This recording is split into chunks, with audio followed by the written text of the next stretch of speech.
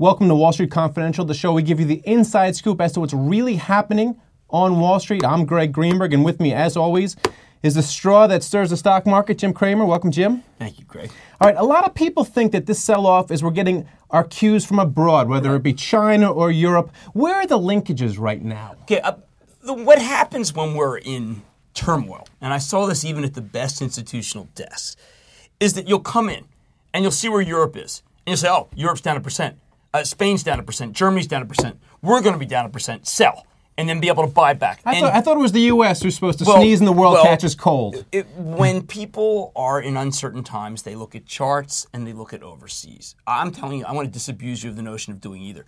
What people should be doing is saying, okay, if they send Europe down 1%, the knee-jerk people send it down 1%. Which of the stocks do I like in the S&P down 1%?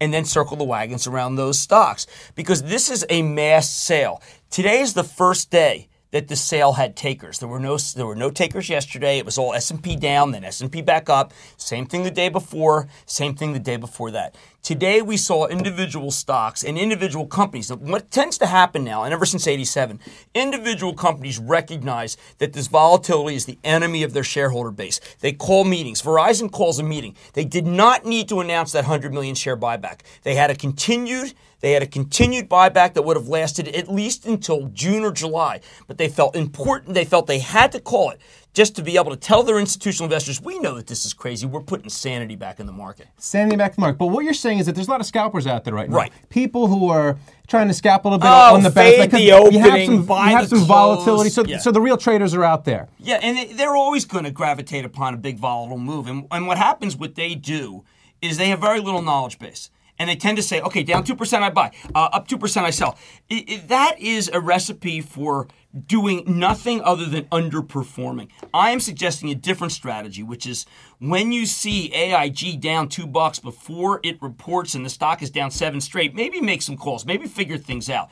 Maybe there's some opportunity when you look at a Dean Foods. Yesterday, Bank of America came out and said, you ought to buy Dean Foods. There's a lot of interesting things happening. Today, they pay out a gigantic dividend. We're stock specific now. We were not stock specific for 3 days. It didn't even pay to. But the scalpers are going to lose here because this this 1% down in Spain is not 1% down in America.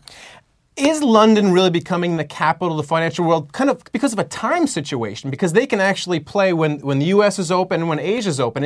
Things move. Is that why Europe's becoming far more powerful a force? If you meet John Thain and you get him off the desk, what he'd say is, look, Euronext is our attempt to be able to capture what's really going on in the world right now, which is that the center of financial attention has shifted to Europe. They're less regulatory. France and Germany have passed us in terms of trying to create new capital formation, which is all kind of amazing and eye-opening.